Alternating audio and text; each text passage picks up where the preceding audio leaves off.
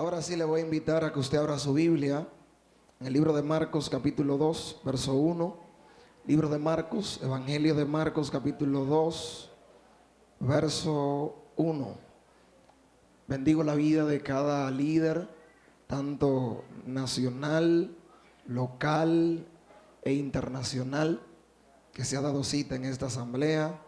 A todo pastor, evangelista, profeta, apóstol, no sabe. Cuando viene a ver, tenemos un apóstol aquí entre nosotros. A cada maestro, a todo el que sirve a la obra del Señor de una u otra forma, lo queremos bendecir en el nombre del Señor. Amén. Amén. Vayamos al Evangelio de Marcos capítulo 2, verso 1. Si es tan amable y se pone de pie, se lo voy a agradecer. Y así leemos unos versos. Adoramos el nombre del Señor. Verso 1, leemos en el nombre del Padre, del Hijo y del Espíritu Santo. Dice así: entró Jesús otra vez en Capernaum después de algunos días y se oyó que estaba en casa. E inmediatamente se juntaron muchos, de manera que no cabían ni aún a la puerta. Y les predicaba, ¿qué? La palabra. Entonces vinieron a él unos trayendo un paralítico que era cargado por 4. Y como no podían acercarse a él a causa de la multitud, descubrieron el techo de donde estaba, y haciendo una abertura, bajaron el lecho en que yacía el paralítico. Al ver Jesús la fe de ellos, dijo al paralítico: hijo, tus pecados te son perdonados. Estaban allí sentados, oiga bien, algunos de los escribas, los cuales cavilaban en sus corazones: ¿por qué habla este así? Blasfemia dice. ¿Quién puede perdonar pecados sino solo Dios? Conociendo luego Jesús en su espíritu que cavilaban de esta manera dentro de sí mismos, les dijo: ¿por qué caviláis así en vuestros corazones? ¿Qué es más fácil? Decir al paralítico: tus pecados te son perdonados, o decirle: levántate, toma tu lecho y anda. Pues para que sepáis que el Hijo del Hombre tiene potestad en la tierra para perdonar pecados, dijo al paralítico: a ti te digo, levántate, toma tu lecho y vete a tu casa. Ayúdeme a darle gracias a Dios, por favor. Padre, gracias te damos por esta tu palabra. Ellas son verdad, ellas son vida. Nos disponemos a hablar de ella en esta noche y te pedimos, oh Dios, que tú abras nuestro entendimiento y nos permitas comprender el mensaje que tú has determinado para nosotros en este día. Queremos ser buena tierra y que tu palabra en nosotros sea buena semilla, la cual fructifique y se multiplique al 30, al 60 y al 100 por 1. Gracias te damos, Señor, en el nombre de Jesús. Amén, amén. Dele un fuerte aplauso al Señor. Aleluya. Adoramos el nombre del Señor. ¿Cuánto creen que Dios es bueno? Gloria al Señor Jesús. El libro de Marcos tiene algunas particularidades que yo quisiera resaltar de manera rápida antes de entrar en la lectura que hemos considerado. Y es que comparado con otros evangelios, Marcos es muy preciso. Por ejemplo, cuando usted lo pone en contraste con el evangelio de Lucas, se da cuenta que Lucas es muy detallista. Y es para mí el evangelio más completo al momento de narrar la vida y ministerio de nuestro Señor Jesús. Cuando en el capítulo 2 del evangelio de Marcos, ya Jesús está haciendo su segunda gira evangelística, si así bien pudiéramos decir, en el capítulo 2 del evangelio de Lucas, todavía Cristo no ha nacido. Dice la Biblia que había una visitación de una mujer a otra, María y Elizabeth, las cuales intentaron dar a conocer que ambas estaban cargando parte del propósito de Dios en su vientre. Y cuando María va con la intención de hablarle a Elizabeth de lo que le había sucedido, de cómo el Espíritu del Señor había posado sobre ella y ella había quedado embarazada para dar a luz al Salvador del mundo. Llegando, me llama la atención la salutación de Elizabeth, y es que sin ni siquiera saber qué le iba a decir María, Elizabeth la saluda de una forma, si pudiéramos decir así, hasta profética. Y es que Elizabeth le dice: bendito el fruto de tu vientre. Y todavía la mujer no le ha dicho: yo estoy embarazada, yo voy a dar a luz. Sin embargo, Elizabeth se adelanta con una salutación, hermanos, que parece impresionarnos. Y esto provocó que de una u otra forma algo en esta mujer se conectara, al punto, hermanos, que lo que había en el vientre de Elizabeth, dice la Biblia, que brincó.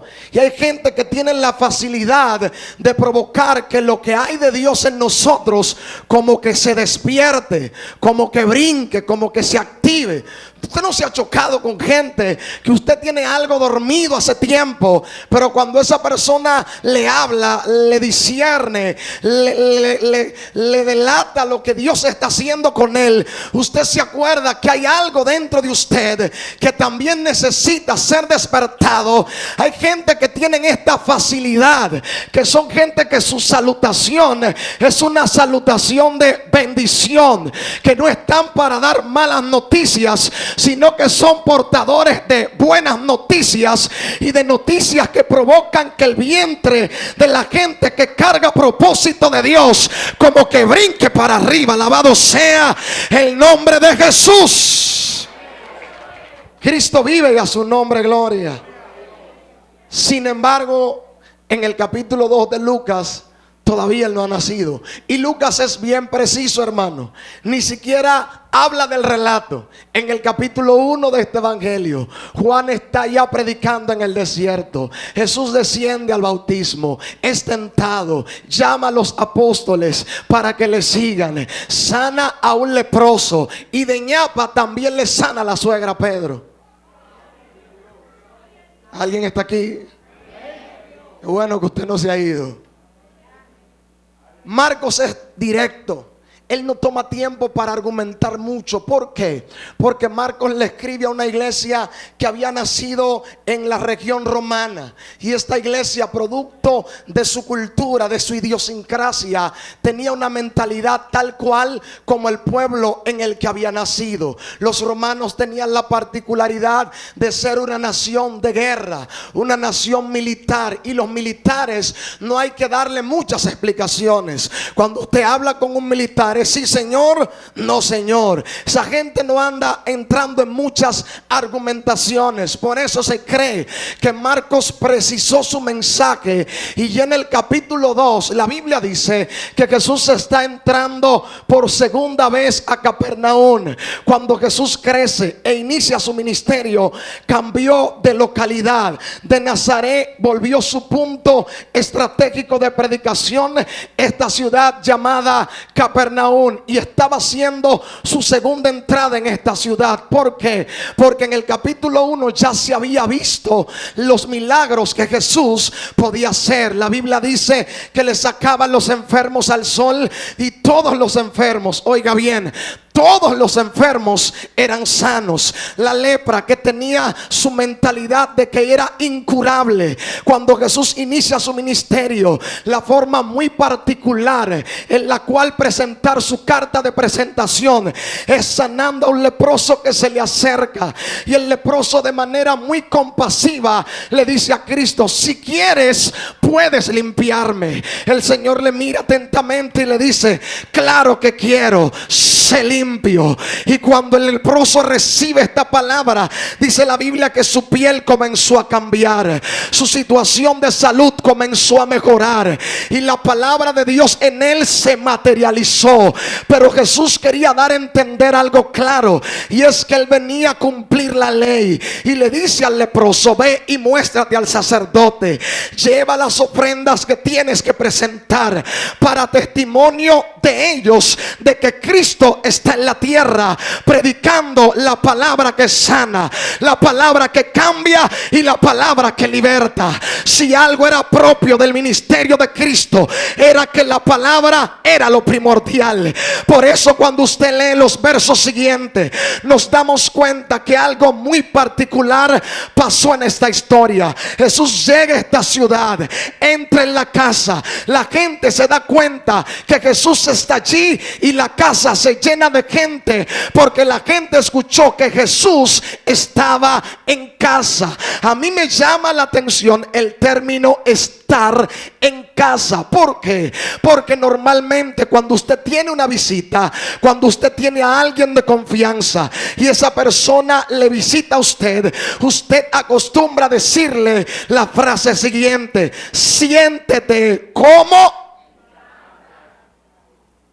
Y cuando alguien se siente como en casa, es porque no hay espacios reservados donde él no puede entrar. ¿Alguien está aquí todavía? Cuando alguien se siente en casa, tiene acceso a abrir la nevera, a meterse en la habitación, a entrar al baño que está en la habitación suya. ¿Por qué? Porque usted entiende que no hay reservas para la persona que le está visitando. Lo cierto es que hay gente que han dicho: Jesús es el dueño de mi casa, pero en su casa Jesús no puede pasar de la sala. Alguien dice gloria a Dios. Y si es como yo, que cuando alguien va a llegar a la casa, yo le digo: así ven, no hay problema. Y enciendo reguero, todo lo meto en la habitación. Le pongo seguro y cuando la visita llega dice: wow, este es un hombre ejemplar. Esta mujer debería estar orgulloso de este hombre que tiene. Pero él no sabe que todo el reguero que había está apilado en la habitación. Y si la visita dijera: permíteme pasar a tu aposento,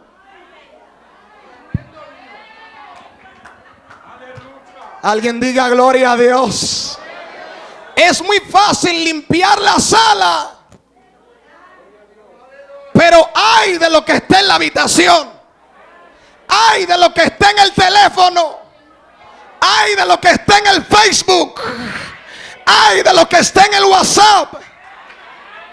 ¿Será que Jesús está en casa? Tope a alguien y dígale: ¿será que Jesús está en casa?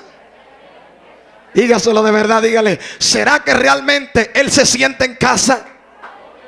¿Será que no hay áreas reservadas, sino que Él tiene total acceso para entrar y salir cuando Él quiera, a la hora que Él quiera, quedarse el tiempo que Él desee, porque Él está en su casa? Denle un aplauso fuerte a Jesús. Se escuchó que estaba en casa e inmediatamente se juntaron muchos. Dice que se juntaron que no cabían ni aún a dónde.